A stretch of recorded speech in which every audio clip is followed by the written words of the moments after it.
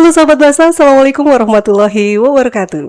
Berjumpa lagi dengan kami pada segmen Sahabat, Siniar Bahasa dan Sastra Bermartabat Bermanfaat. Pada sesi kali ini, saya Wuri akan memandu bincang-bincang kita pada Sahabat hari ini. Saat ini, literasi adalah salah satu istilah yang dapat kita temui pada berbagai bidang. Sejalan dengan hal tersebut, muncul pula berbagai pembahasan terkait literasi itu sendiri. Mulai dari apa makna literasi itu, kemudian bagaimana menumbuhkan upaya untuk berliterasi, serta rendahnya nilai indeks pembangunan literasi masyarakat. Nah, untuk menjawab pertanyaan tersebut, pada kesempatan kali ini telah hadir narasumber kita, yaitu Bapak Dodi Kristianto yang merupakan widya bahasa ahli muda, serta koordinator tim kerja literasi pada kantor bahasa Provinsi Banten. Selamat siang Pak Dodi. Selamat siang Mbak Guri. Apa kabar Bapak? Alhamdulillah baik. Baik, ini saya memanggil Bapak atau Mas? Ya boleh, Bapak aja nggak apa-apa. Baik Pak Dodi, kita tahu bahwa saat ini literasi hampir disebut-sebut ya, saat kita berinteraksi dengan berbagai bidang. Mulai dari bidang keuangan, gitu ya, kemudian ada keluargaan, dan juga literasi pada baca dan tulis. Nah, baik Pak Dodi, untuk mengawali segmen kita pada kesempatan kali ini, kita akan mengingat kembali ya, sekaligus mengingatkan pendengar sahabat ini, apa sih sebenarnya dimaksud dengan literasi dalam konteks saat ini, Pak? Apakah hanya pemahaman atau kemampuan membaca, memahami, dan mengenal huruf dari A sampai Z, atau ada konteks yang lebih dalam tentang literasi itu sendiri? Ya, kalau sekarang literasi itu sudah diartikan lebih meluas Mbak Guri ya. Kalau dulu kan kita hanya mengenal literasi itu sebatas kemampuan baca tulis, bisa menulis, kemudian bisa membaca, intinya yang berhubungan dengan keaksaraan. Tapi kalau sekarang literasi itu kita lebih kaitkan dengan kemampuan untuk lebih tepatnya bertahan hidup gitu ya. Artinya kemampuan untuk mencerna informasi, memahami informasi, memanfaatkan informasi juga, bahkan juga mendayagunakan informasi untuk itu tadi ya, informasi di tengah masyarakat gitu, seperti itu. Baik, berarti termasuk juga bagaimana kita memecahkan masalah ya Pak ya, apabila di kehidupan sehari-hari begitu ya? Lebih kurang seperti itu Mbak. Ya, apalagi di kita kan juga mengenal ini ya, 6 konsep literasi dasar Mbak Wuri ya. Yang pertama dan utama itu literasi baca tulis, karena itu merupakan pintu masuk ke literasi-literasi yang lain. Kemudian ada juga literasi numerasi yang berhubungan dengan kemampuan untuk mengetahui mengenal angka-angka, berhitung, mendayagunakan angka gitu. Kemudian ada literasi finansial, bagaimana kita mencukupi kebutuhan sehari-hari kita. Kemudian ada juga literasi digital ya, apalagi zaman sekarang ya, kita lebih banyak berinteraksi menggunakan gawai, menggunakan alat elektronik gitu. Kemudian ada literasi sains juga, dan yang terakhir ada literasi budaya dan kewargaan. Itu sih Mbak. Baik, ada 6 klasifikasi literasi ya Pak Dodi Ya. ya, yang tentunya ke-6-6-nya harus dikuasai oleh masyarakat ya, termasuk untuk kalangan generasi muda ya Pak ya. Ya. Nah, kalau kita gali kembali Pak, kira-kira mengapa literasi itu menjadi salah satu aspek penting Pak dalam pembangunan sumber daya manusia, nah khususnya generasi muda itu? Ya, literasi ini sangat penting ya Mbak. Sekali lagi itu tadi kan sudah tergambar dalam 6 bentuk literasi dasar, itu kan sudah mencakup dia sebenarnya kemampuan untuk bertahan hidup ya, terutama di abad 21 ini. Jadi kenapa dia harus literasi ini harus kita kuasai ya. Itu tadi 6 itu sudah kan istilahnya yang sudah kita temui sehari-hari, itu ya pasti mau tidak mau itu akan terkait dengan 6 kebutuhan itu tadi, 6 kebutuhan dasar itu tadi. Jadi yang berhubungan dengan itu tadi, misalnya finansial, kemudian numerasi, digital, itu harus sudah bisa kita pahami Mbak Puri ya, seperti itu.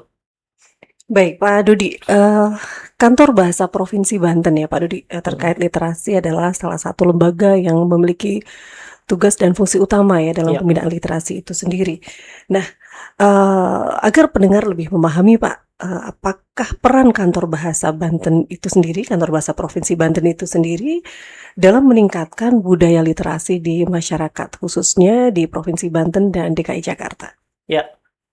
Kantor Bahasa Provinsi Banten, Mbak, untuk apa ya, tahun ini dan juga, beberapa tahun sebelumnya itu kami mempunyai, program, apa ya, istilahnya penguatan di bidang literasi, Mbak Wuri ya.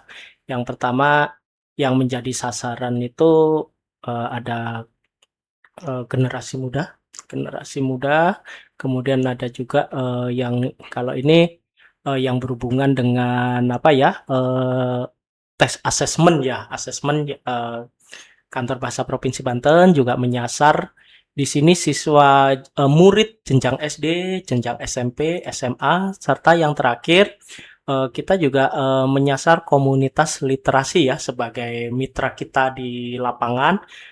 Komunitas-komunitas ini selanjutnya kita perkuat, Mbak, dengan apa, program-program pembekalan keterampilan. Nah ini, eee, untuk program komunitas ini, lebih kurang sudah berjalan, selama lebih kurang 7 tahun ke belakang lah ya, sampai saat ini itu masih berjalan. Kemudian, kalau untuk, generasi muda, terbina program literasi itu, kita, setiap tahun berjalan, tapi mungkin dengan format, dengan apa ya, dengan program yang berbeda-beda gitu, Mbak.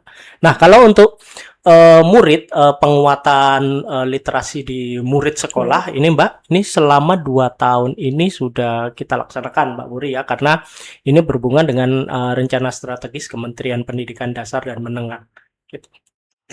Baik, Pak. Kalau seperti yang sudah Bapak jelaskan tadi ya, ada berbagai sasaran dalam Ya. pembinaan literasi ini. Nah, adakah tantangannya sih, Pak, apa perbedaan tantangannya antara pembinaan literasi bagi pelajar tingkat dasar ya, hingga tadi ada komunitas yang juga, di luar zona pendidikan ya, atau Ya. selain pelajar? Nah, ini tantangannya pastinya, berbeda setiap segmen, Mbak Wuri ya. Untuk misalnya untuk, pelajar gitu, tentu kita akan ketemu dengan ini, apa, tantangan dan, apa ya istilahnya, hambatan yang berbeda di tiap jenjang ya. Bahwa misalnya di jenjang SD ini kan kita biasa memberikan, eee, pelatihan yaitu berupa, cerdas mengulas buku bacaan, Mbak. Nah itu ini bisa, kita kadang menemukan itu Mbak Wuri ya, mereka yang menjadi peserta kegiatan ini, eee, biasanya kan kami menyasar kelas rendah, kelas 3 dan kelas Baik, tinggi, kelas 5. Nah, itu kadang kita ketemu loh Mbak, yang apa ya, yang kelas 3 ternyata masih belum belum bisa bisa membaca ya, Pak, membaca. ya? Nah, ini kan untuk memahami satu bacaan utuh berupa buku bacaan ini kan perlu perjuangan ekstra. Kalau misalnya anaknya sendiri dari apa ya, dari, kelas 3 ini ternyata membaca saja masih belum bisa. Nah, gitu, Mbak. Kemudian beda lagi dengan anak SMP. Kalau anak SMP ini kan yang biasa kita latihkan, kita berikan, apa, peningkatan, penguatan itu ke mereka itu kan, tentang membaca cepat, Mbak, ya. Membaca cepat dengan teknik, layap dan pindai. Nah, membaca cepat ini kan tujuannya bagaimana dengan, durasi waktu yang apa, yang istilahnya tidak begitu banyak. Nah, ini kan, mereka bisa menangkap intisari, informasi dari bacaan itu. Nah, ini kan, kita berikan, apa, kegiatan seperti itu tujuannya kan untuk, agar mereka terbiasa ketika menghadapi teks-teks panjang pada misalnya tes asesmen atau mungkin, tes ujian seperti itu ya, Mbak, ya. Nah, ini, kadang ya memang kalau untuk anak SMP sih memang ada juga ya, Mbak, ya, yang masih belum, paham tentang bagaimana, membaca apa ya, apa ya, melatih, terutama fokus mata untuk menangkap intisari dari teks bacaan, seperti itu. Nah, karena memang, harus, kami akui ya bahwa untuk melatih apa, kemampuan membaca cepat itu tidak bisa didapatkan hanya dengan 1, 2, 3 kali pelatihan. Itu memang harus dilatihkan secara rutin, Mbak Wuri. Harus teratur ya Pak ya? Harus berarti ya? teratur. Demikian juga dengan ketika kita ketemu dengan anak SMA, Mbak. Nah, anak SMA ini kan untuk kemampuan yang diminta ini kan harus lebih ini lagi ya, karena dia harus membaca kritis, analitis. Nah, ini ya pasti di setiap pertemuan itu kami ada saja selalu menemukan anak yang katakanlah dia untuk mencari mungkin mana fakta opini, kemudian mana inti gagasan utama setiap paragraf, itu pasti kami ketemu dengan yang katakanlah belum mengerti soal-soal semacam itu. Kemudian juga bagaimana menyimpulkan informasi berupa tabel, bagan, diagram, itu memang kadang ada saja itu Mbak yang yang ya memang tidak belum bisa mengerti, memahami ya Pak belum ya? bisa Baik. memahami seperti itu. Baik, Pak, dari berbagai program yang sudah dilakukan ya, tadi kan ada berbagai sasaran juga. Animo terbesar Pak datang dari sasaran yang mana? Nah, kalau animo terbesar itu justru datang dari ini Mbak, pertama mungkin ini ya, sekolah yang generasi muda tadi, yang untuk siswa sekolah tadi ya, maaf, untuk siswa sekolah tadi, karena memang pertama kita memang sudah menjalin kerjasama yang baik dengan pemangku kepentingan ya Mbak ya, seperti misalnya Dinas Pendidikan, baik provinsi maupun kabupaten. Kemudian animo kedua itu yang cukup besar itu juga dari komunitas Mbak. Nah, komunitas itu kan mereka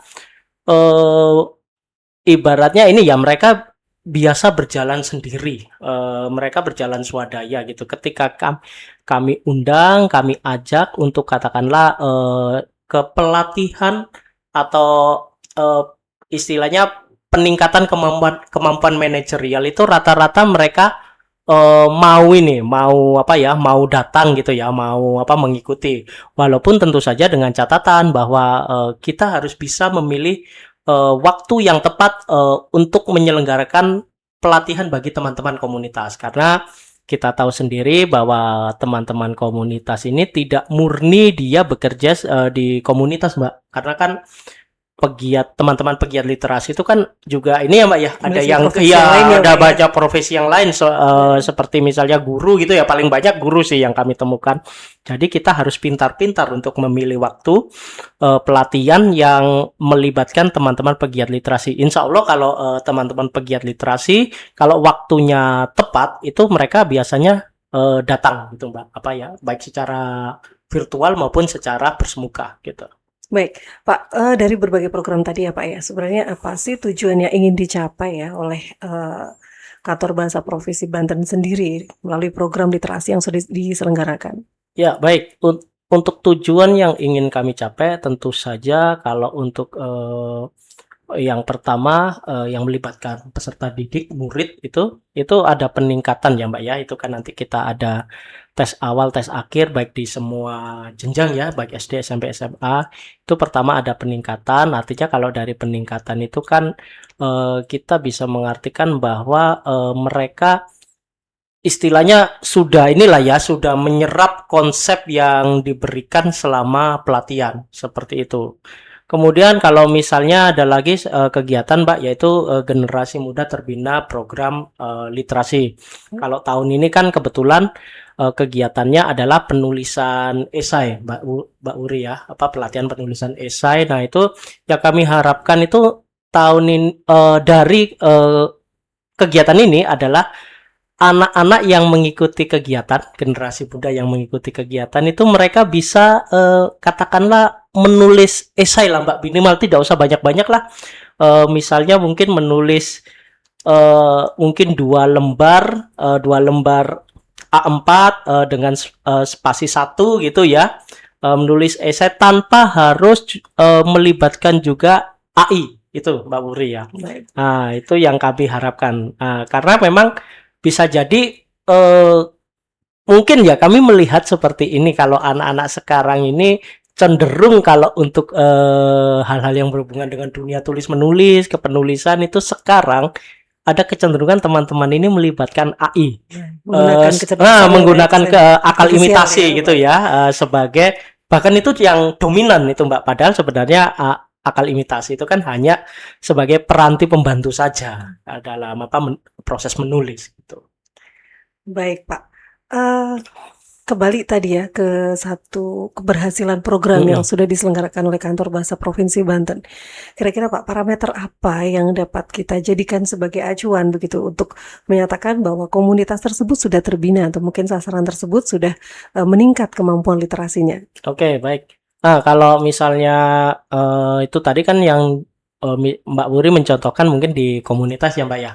Kalau di komunitas itu kita punya parameter ini Mbak, ada beberapa ukuran. Misalnya pertama dia sudah memiliki katakanlah ini ada 15 parameter di kita. Cukup banyak ya Pak ya Cukup ternyata? banyak. Nah, itu Mbak. Itu kalau seingat saya antara lain itu dia punya portofolio, kemudian punya proposal, contoh proposal, kemudian punya apa lagi ya, RAB misalnya, kemudian ada program kerjasama kolaborasi dengan yang lain, kemudian punya susunan pengurus gitu Mbak, susunan ADART. Nah, dari beberapa parameter ini, misalnya pada sebelum pelatihan, komunitas katakanlah memiliki eh, 7 parameter. Mereka sudah punya 7 parameter. Nah, kalau misalnya pada akhir pelatihan atau misalnya 2 bulan setelah pelatihan mereka punya 10 parameter, nah itu berarti bisa kami katakan komunitas tersebut mengalami peningkatan di bidang manajerial itu Mbak. Itu karena kan sebelumnya dari yang tidak ada akhirnya ada. Karena kan bisa jadi mungkin sebelumnya komunitas ini tidak pernah membuat rancangan anggaran belanja gitu Mbak, rencana anggaran belanja kegiatan. Dan mereka ini kebanyakan komunitas ini juga abai dengan hal-hal seperti itu. Bisa jadi oh ini terlalu merepotkan, ini terlalu ribet atau apa gitu ya, terlalu prosedural ya. Makanya kan teman-teman selama ini teman-teman komunitas kan langsung ini aja berkegiatan tanpa tahu bahwa rancangan anggaran belanja ini pastinya memiliki manfaat ya ke depannya, karena pertama dia bisa mengatur ya, artinya teman-teman bisa mengetahui lalu lintas masuknya uang, kemudian juga bisa mengatur rencana keuangannya. Dan ini lagi satu lagi Mbak, artinya kalau ke teman-teman komunitas ini sudah bisa membuat katakanlah tadi rancangan anggaran belanja, membuat RAB ya, rancangan anggaran belanja itu akan ada banyak katakanlah donor itu percaya gitu, seperti itu. Misalnya pemangku kepentingan, ada pemangku kepentingan yang ingin memberikan bantuan itu mereka percaya karena memang ternyata komunitas ini secara manajerial dengan mereka memiliki rancangan anggaran belanja itu mereka sudah ini gitu loh, bisa dipercaya gitu untuk mengelola keuangan seperti itu. Baik, jadi bisa divalidasi ya Pak bisa ya, divalidasi untuk berkas-berkas yang mereka miliki. Nah Pak, tadi ada siswa, ada pelajar begitu ya, kemudian ada komunitas. Tentu siswa ini tidak dapat mendaftar sendiri begitu ya, sebagai peserta kegiatan pembinaan. Nah, sejauh mana Pak keterlibatan sekolah, kemudian mungkin perguruan tinggi untuk generasi muda atau komunitas literasi itu sendiri, serta pemerintah daerah ya sebagai mitra Kantor Bahasa Provinsi Banten ini dalam mendukung program-program pembinaan literasi tersebut? Ya, baik. Kita melihat dari beberapa kegiatan yang sudah berjalan, Mbak Wuri ya. Artinya di sini ada alhamdulillah selama ini mitra-mitra kita ini selalu mendukung kegiatan kami ya Mbak ya, karena ini kan kalau bagi mereka pemerintah daerah ini kan bisa menjadi satu kegiatan kolaborasi juga. Nah, apalagi kita mengingat kondisi sekarang ya Mbak ya. Betul, di era efisiensi ya Pak ya. Di era efisiensi itu kan semua serba terbatas. Nah, artinya misalnya pemerintah daerah, katakanlah kami berkomunikasi dengan Dinas Pendidikan Provinsi DKI Jakarta ya Mbak ya. Artinya mereka sangat antusias dan menyambut istilahnya kegiatan yang kami sampaikan ketika awal tahun beraudiensi itu dengan cepat itu Dinas Pendidikan Provinsi DKI Jakarta itu menyediakan dan menghubungi sasaran yang ingin kita bidik di kegiatan itu, Mbak. Artinya mereka siap menyediakan pesertanya, kemudian juga untuk tempat difasilitasi juga gitu. Kemudian sama juga dengan misalnya Dinas Pendidikan Kabupaten Lebak yang tahun ini menjadi mitra kita ya Mbak Wuri ya, karena sasaran kita sekolah-sekolah sebagian besar untuk tahun ini berada di Lebak gitu ya, sekolah yang harus kita tingkatkan kompetensinya. Nah itu mereka menghubungi sekolah, kemudian mereka istilahnya menyuruh sekolah untuk aktif berpartisipasi di kegiatan kita itu, Mbak.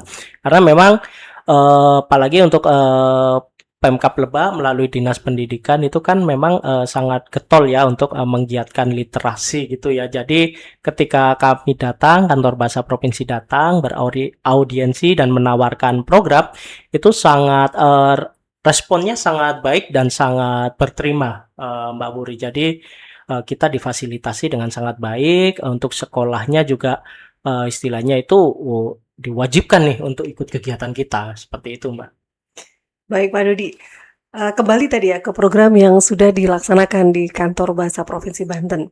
Nah, ada beberapa judul program nih Pak, atau jenama program yang muncul seperti Bengkel Sastra, kemudian ada pelatihan penulisan juga, atau mungkin kegiatan literasi yang lainnya.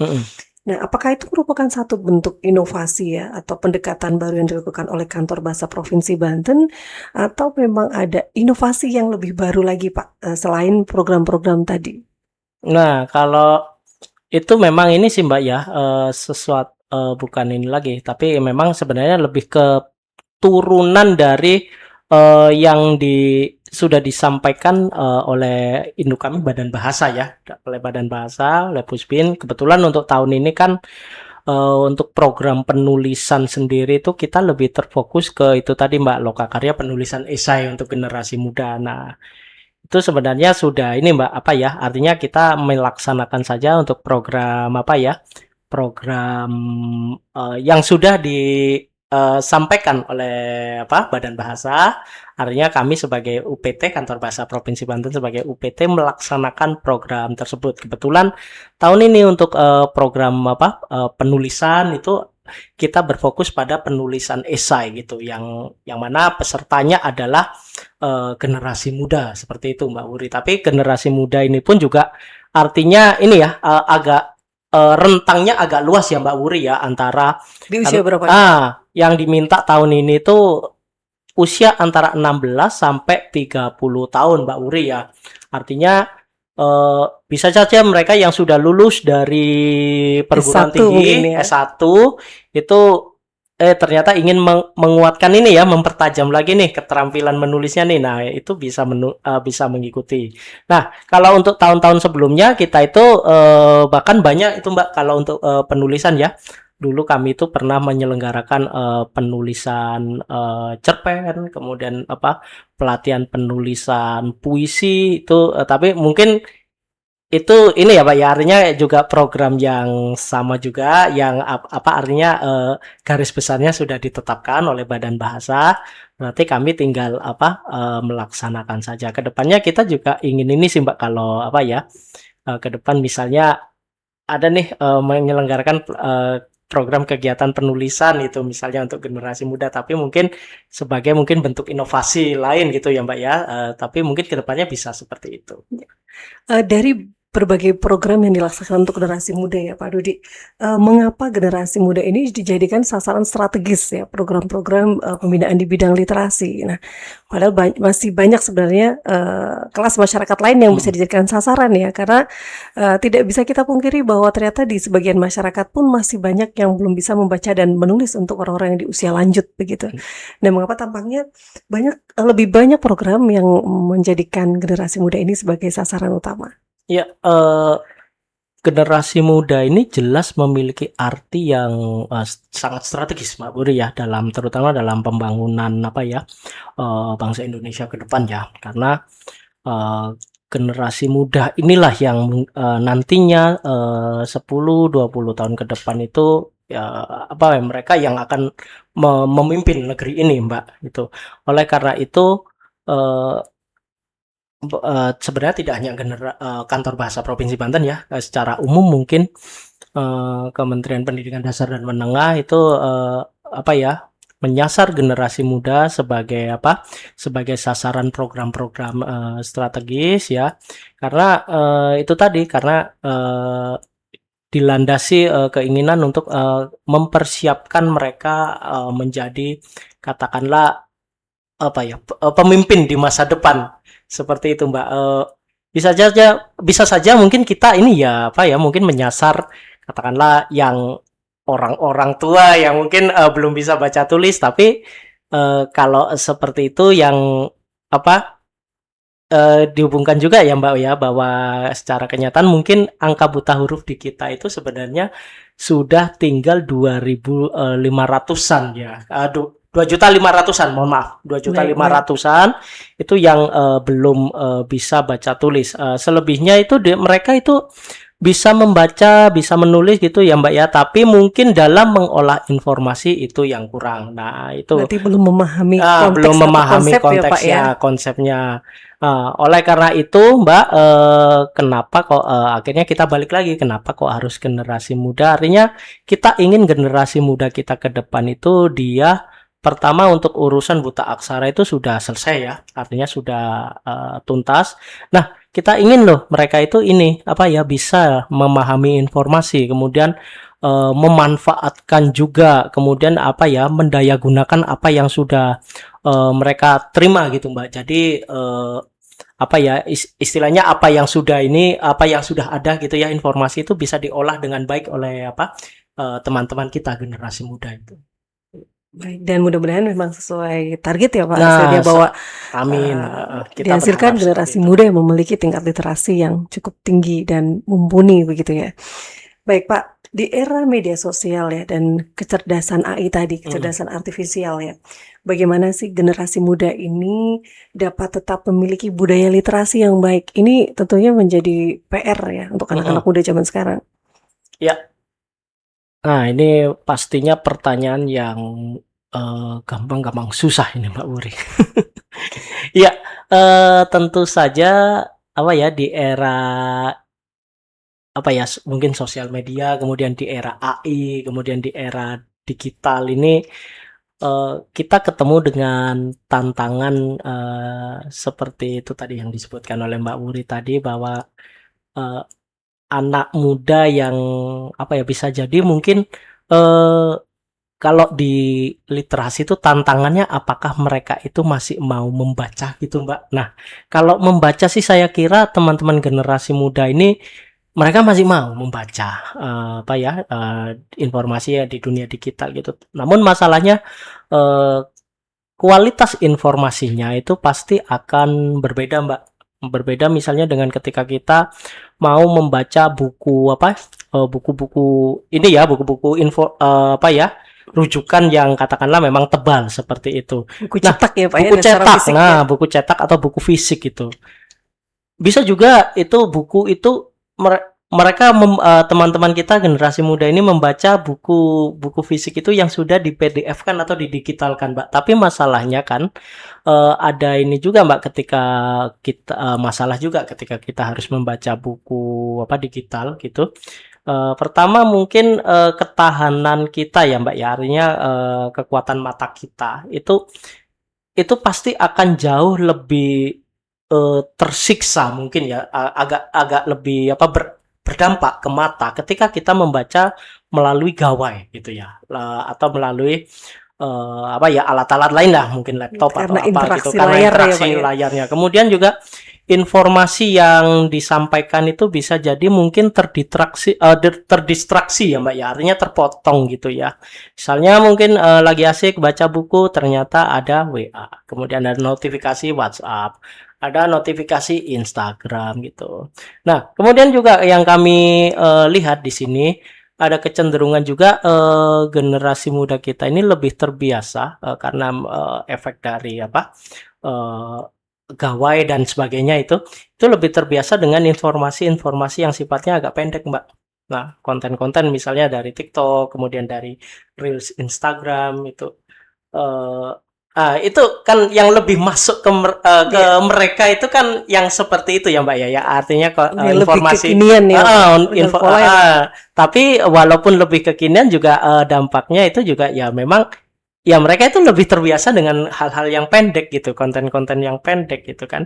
Jadi, tidak heran mungkin, istilahnya kami menemukan juga ya apa, cara belajar, generasi muda yang sekarang itu bisa jadi mungkin mereka tidak membaca bukunya, tapi mereka mencari, katakanlah ulasan tentang buku itu yang sudah menjadi konten YouTube, gitu Mbak. Nah, itu beberapa kali mungkin saya pribadi menemukan seperti itu gitu. Jadi, tantangan utamanya jelas ya, bagaimana, kita bisa mengajak, teman-teman generasi muda ini untuk mau membaca buku fisik ya, buku fisik secara apa ya, karena memang, eee, dari semua ini ya, diskusi-diskusi, obrolan-obrolan itu dengan apa ya, istilahnya mungkin, teman-teman pegiat literasi, itu sih Mbak masalahnya ya. Artinya mereka dalam membaca buku, teman-teman generasi muda ini dalam membaca buku fisik cenderung, memiliki ketahanan yang kurang gitu dan untuk, apa ya, cenderung tidak terbiasa juga gitu Mbak Wuri. Nah, kemudian yang hubungannya dengan ini Mbak Wuri ya, akal imitasi ya, AI itu tadi sudah saya sebutkan ya Mbak ya, bahwa ya semestinya AI ini digunakan sebagai alat saja gitu, apa, tidak nah, tapi kalau sekarang ini pengalaman kami ketika di kegiatan penulisan esai itu, oh kita banyak loh Mbak, apa, dari peserta itu yang mengirimkan esai 100% itu buatan AI. Nah, ini kan, apa ya, eee, dan itu pesertanya dominan seperti itu Mbak Wuri, entah 100%, entah mungkin 80-60% itu terdeteksi itu menggunakan, AI itu Mbak. Nah, itu mungkin, apa ya, lebih tepatnya menjadi tugas kita bersama ya, artinya kan tidak semata-mata kantor bahasa Provinsi Banten gitu ya, tapi juga, mungkin, semuanya lah ya, karena, ya memang ya kondisinya seperti itu sih Mbak sekarang ya. Artinya kita, setiap hari bertemu dengan AI, bertemu dengan apa, konten-konten seperti dari Instagram, dari TikTok, yang seperti itu sih yang apa ya, yang kita hadapi sekarang.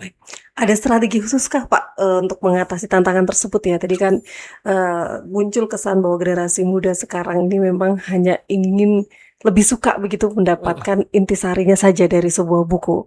Kalau zaman kita dulu ya, zaman kita mhm, dulu, kita bangga bisa membawa banyak buku ke sekolah begitu ya. Tapi dengan, mhm. teknologi saat ini mereka lebih suka hanya membawa satu ponsel atau satu laptop saja. Nah, apakah ada strategi khusus nih Pak untuk mengatasi tantangan tersebut dan kemudian, eee, bagaimana sih tipsnya memanfaatkan teknologi digital gitu ya untuk meningkatkan, tadi minat literasi, minat membaca dan menulis begitu, tapi tanpa mengurangi kualitas informasi yang disampaikan?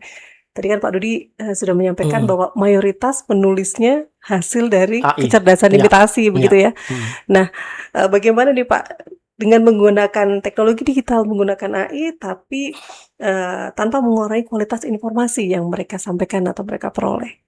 Iya, ini pastinya agak, sulit ya Mbak Puri ya, karena memang ya kita memang toh ya sudah masuk di era ini gitu loh, apa, mungkin kalau bagi saya, mungkin bagi Mbak Puri itu, eee, ya kita masih bisa lah ya membaca buku fisik, tapi bagi anak-anak, generasi muda sekarang yang memang sudah terbiasa dengan gawai, terbiasa dengan apa, eee itu tadi ya, Mbak, ya, akal imitasi. Nah, itu tentunya akan sulit kalau misalnya kita meminta mereka untuk, 100% lepas dari itu tadi ya, Mbak, ya, dari, gawai, dari akal imitasi. Mungkin yang bisa, kita katakanlah kita ini kan ya, kita, tawarkan itu misalnya artinya ketika kita mencari informasi dari internet, dari apa, ini ya, dari AI itu oke lah, tidak ada masalah ya. Namun sebisa mungkin ketika muncul, apa, informasi itu, paparan informasi itu, artinya teman-teman juga harus ini, apalagi kalau misalnya mungkin di internet atau mungkin di AI sudah disebutkan ini berasal dari buku ini. Nah, tidak ada salahnya misalnya teman-teman mencoba untuk merujuk dengan katakanlah membaca buku yang yang muncul di AI tersebut. Kemudian ini juga ya yang hubungannya dengan AI itu artinya kan sekarang udah ada berbagai jenis model AI Mbak Wuri ya. Betul, betul. Nah, itu mengapa tidak misalnya kita mencoba katakanlah referensinya tidak hanya terbatas dari satu AI saja. Misalnya mungkin dari ChatGPT, tapi kita juga selain dari ChatGPT kita juga mencoba dari Gemini atau mungkin dari DeepSeek seperti itu ya. Artinya kita tidak sekadar melibatkan satu AI saja ya, karena dengan melibatkan banyak model AI kita bisa mungkin katakanlah mencari lintas informasi gitu dari dari itu ya, dari dunia maya ya. Artinya teman-teman sebisa mungkin jangan membatasi pada satu ini saja, Satu sumber ya, Pak satu ya. sumber saja. Artinya harus ada rujukan lain, rujukan silang. Dan yang lebih baik tentu saja kalau rujukan itu sebenarnya dari buku cetak, Mbak. Tapi sekali lagi ya, karena saya untuk generasi sekarang kan pastinya kurang terbiasa atau mungkin daya tahan membacanya itu agak kurang ya ketika harus berhadapan dengan buku cetak. Nah, mungkin salah satu solusinya itu tadi, artinya jangan hanya sebatas percaya pada satu itu model kecerdasan imitasi saja, tapi bisa mencoba dari model-model yang lain. Dengan begitu kan kita bisa menemukan lintas informasi seperti itu. Baik, Pak. Menarik ya kalau kita berbicara tentang generasi muda dan AI tadi ya, Ya. Pak ya, karena itu sudah menjadi satu kebiasaan baru, kebutuhan mungkin lebih Kebutuhan. tepatnya ya untuk anak-anak di era saat ini. Nah, Pak Dodi, apa pesan? Nah, ini kita sudah langsung masuk ke pesan, Pak. Kalau tadi sudah ada tantangannya, kemudian ada bagaimana mengoptimalisasi penggunaan AI untuk pengembangan literasi mereka. Lalu adakah pesan, Pak, untuk generasi muda agar mereka tetap mampu menjadi pengguna bahasa Indonesia ya, yang baik dan sekaligus menjadi agen literasi, Pak, di lingkungan mereka masing-masing. Tadi dengan rentang usia yang sangat panjang ya, 16 sampai 30 tahun. Ya, pastinya ini sih Mbak ya, kalau untuk generasi muda terutama di yang hubungannya dengan literasi ya Mbak ya. Ini intinya begini teman-teman, ya teman-teman tidak ada masalah ya kalau misalnya memang harus mencari dari informasi dari AI, tapi usahakan teman-teman itu juga membaca secara langsung dari buku fisik gitu. Nah, mungkin kalau misalnya memang tidak kuat menghabiskan dalam sekaligus gitu, bisa misalnya satu hari katakanlah 10 halaman. Kemudian kalau misalnya sudah mampu beberapa hari mampu melahap 10 halaman, coba ditingkatkan jadi 15 halaman gitu ya. Ya, itu untuk melatih ini teman-teman ya, melatih ketahanan ketika harus membaca buku fisik seperti itu teman-teman ya. Nah, kemudian kalau yang berhubungan dengan itu tadi, dengan pengutamaan bahasa Indonesia itu artinya di sini teman-teman harus harus mengerti tahu konteksnya ya, kapan bahasa Indonesia yang baik dan benar itu digunakan teman-teman. Artinya kalau ketika teman-teman generasi muda ini berada di tongkrongan gitu ya, ya kalau menggunakan bahasa katakanlah bahasa ininya ya, gaul komunitasnya itu boleh, silakan saya. Namun ketika katakanlah teman-teman berada di katakanlah ujian skripsi atau misalnya mungkin di forum perkuliahan, kemudian di forum ilmiah, itu upayakan menggunakan bahasa Indonesia yang baik dan benar teman-teman ya. Artinya di sini teman-teman harus tahu kapan konteks dan penggunaan bahasa Indonesia.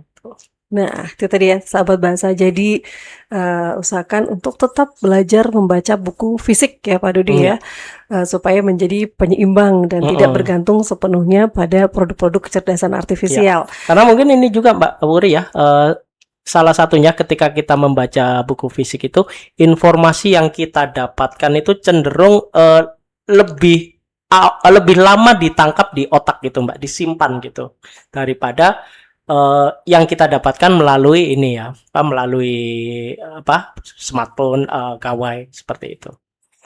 Baik, Pak. Eh, Dengan berbagai program yang dilaksanakan ya Pak, kita kembali lagi tadi tentang upaya Kantor Bahasa Provinsi Banten dalam peningkatan literasi atau pembinaan literasi.